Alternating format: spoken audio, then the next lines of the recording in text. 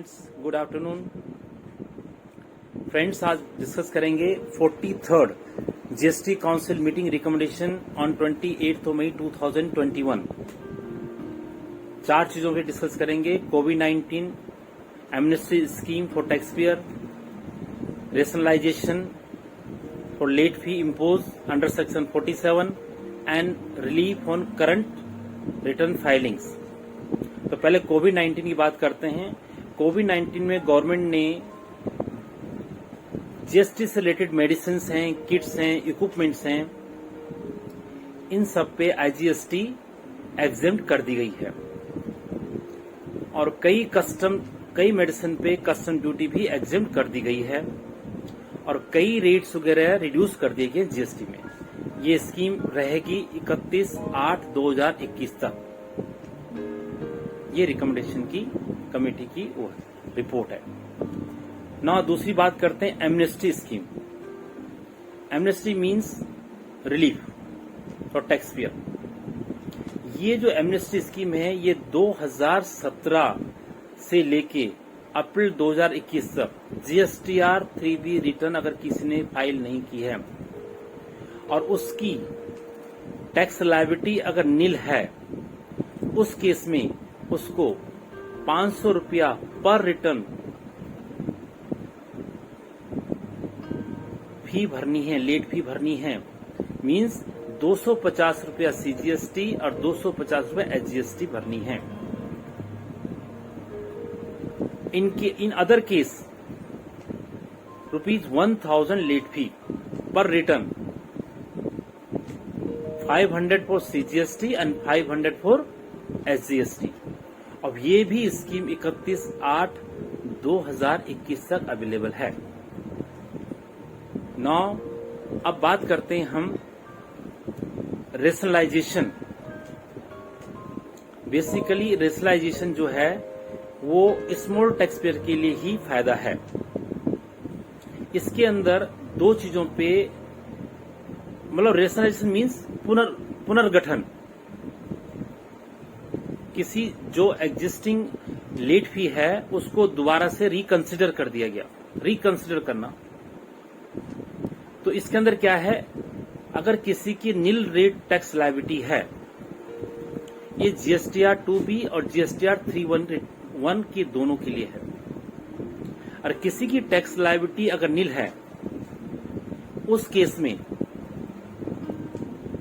पर रिटर्न 500 रुपया उसको लेट फी फाइल देनी पड़ेगी। मतलब 250 for CGST and 250 for HGST. मैं आपको एक चीज बता दूं, और अदर जिनकी टैक्स लायबिलिटी बनती है उनके लिए उनके टर्नओवर के हिसाब से ये रेशनलाइजेशन किया गया, लेट फी चार्ज की गई है। पहले बता दूं आपको, एग्जिस्टिंग जो लेट फी है वो जिसकी नील टैक्स लायबिलिटी है उसके लिए 20 रुपया पर डे है। 20 रुपया सीजीएसटी, 20 रुपया HGST, means 40 rupees per day. In case किसी की टैक्स लायबिलिटी बनती है, उस केस में ये 50 रुपीज है। मतलब 25 फॉर सीजीएसटी और 25 फॉर एचजीएसटी। ना दोस्तों, बात करते हैं टर्नओवर के हिसाब से कितनी लेट फी लगेगी। टर्नओवर के हिसाब से लेट फी लगेगी अगर जिसका अप टू 1.5 करोड़ टर्नओवर है, उसको 2000 रुपीज पर रिटर्न देना पड़ेगा। 1000 rupees for CGST and 1000 rupees for HGST. In case between 1.5 crore to 5 crore, up to 5 crore, the liability late fee will be charged 5,000 rupees, 2,500 for CGST and 2,500 for HGST. और in case more than 5 crore turnover, उस case में 10,000 rupees means 5,000 CGST और 5,000 HGST। अब बात करेंगे GSTR 4 return. GSTR 4 return जाती है composition dealer की। उनके लिए अगर नील टैक्स लायबिलिटी है तो 250 रुपया सीजीएसटी, 250 रुपया एचजीएसटी, मतलब टोटल 500 रुपीज पर return. In case nil tax liability नहीं है तो 2000 रुपीज पर return, 1000 for CGST, 1000 for SGST. Now बात करते हैं जीएसटीआर 7। जीएसटीआर 7 अप्लीकेबल होता है जिनका टीडीएस लायबिलिटी बनती है। जिस सप्लायर की टीडीएस लायबिलिटी बनती है वो जीएसटी रिटर्न फाइल करते हैं। उनका कैप कर दिया गया है 50 रुपीज पर डे और maximum 2000 rupees, means 1000 for CGST, 1000 for HGST. ना दोस्तों, अब बात करते हैं करंट फाइनेंशियल ईयर की ड्यू डेट्स की, इंक्लूडिंग मार्च। अब मार्च में अगर आपने अपनी जीएसटीआर 3B रिटर्न फाइल नहीं करी है तो उसके लिए क्या है, अप्रैल के लिए क्या है, मई के लिए क्या है, जीएसटीआर 3B। जीएसटीआर 3B का जो आपका जो डेट है, पहले हम बात करेंगे कि आपने पैसा जमा नहीं किया, जीएसटीआर 3B लायबिलिटी नहीं आई, उसके लिए जो ड्यू डेट थी मार्च की, अप्रैल की, मई की, अगले 15 दिन तक कोई वेव कर देगा इंटरेस्ट का, उस पर कोई इंटरेस्ट नहीं देना पड़ेगा। लेकिन अगर आपने उसके बाद मार्च के लिए 45 डेज तक आपको, और अप्रैल के लिए 30 डेज तक, और मई के लिए अगले 15 दिन तक आपको 9% इंटरेस्ट देना पड़ेगा। मतलब instead of 18% you have to pay 9% interest in the case of March 45 days, in the case of April 45 to 30 days, और in the case of May 15 days. अब बात करते हैं जीएसटीआर 3B की रिटर्न्स की, इन्हीं 3 महीनों की। तो मार्च में आप 60 दिन का टाइम मिला है आपको ड्यू डेट के बाद, अप्रैल में 45 डेज का टाइम मिला है, और मई में आपको 30 डेज का टाइम मिला है। अब बात करते हैं GSTR 1 for the month of May, 15 दिन का एक्सटेंड टाइम आपको मिल गया है।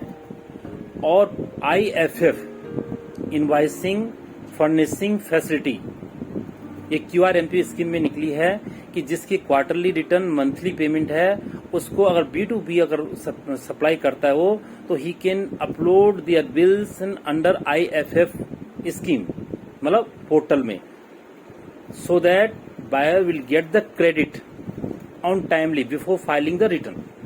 हर महीने उसको मिल जाएगा अगर वो क्वार्टर रिटर्न फाइल करेगा। लेकिन मंथली वो है इनवाइसिंग फर्निशिंग फैसिलिटी ये थी, उसको एक आगे कर दिया गया 15 डेज के लिए। मई की बात कर रहे हैं। उसके बाद करते हैं हम जीएसटीआर 4 की, कंपोजिशन डीलर की, फॉर द ईयर ऑफ, उनका जाएगा 20-21 मार्च का, वो 31 जुलाई कर दी गई है। अब बात करें आईटीसी 04। आईटीसी 04 जॉब वर्कर को फाइल करनी पड़ती है, तभी मार्च की ड्यू है 30 जून थी, अब उसको अब नहीं 31 मई थी, 30 जून कर दी गई है। उसके बाद एक इम्पोर्टेंट पॉइंट और आता है एप्लीकेशन ऑफ 36(4). What is 36(4)? 36(4) में क्या होता है कि जीएसटीआर 2B के अंदर जो क्रेडिट होता है, बायर उससे ज्यादा आईटीसी अवेल नहीं कर सकता अपना जीएसटीआर 3B में। ये नया रूल है। 105% कर सकता है जो उसके अंदर आ रहा हो, तो 100 के 105 कर सकता है, उससे ज्यादा नहीं कर सकता है। अभी उन्होंने कहा है कि जैसे अब ये आपको अप्रैल मई जून को क्यूमुलेटिव आप कर सकते हो, मतलब अप्रैल मई जून के अंदर जितना पैसा जीएसटीआर 2B के अंदर आता है, जीएसटीआर 2B में तब आता है पैसा जब जीएसटीआर 1 सप्लायर अपनी फाइल रिटर्न करता है, तो जीएसटीआर 2B में बायर को रिफ्लेक्ट करता है पोर्टल के अंदर।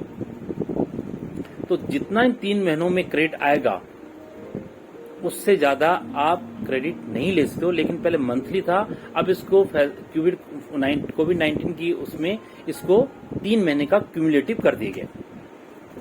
सो फ्रेंड्स, ये थी इन्फॉर्मेशन आपके लिए। हो सकता है आपको बहुत अच्छा लगा हो। शेयर कीजिए और लाइक कीजिए, सब्सक्राइब कीजिए, और थैंक यू वेरी मच।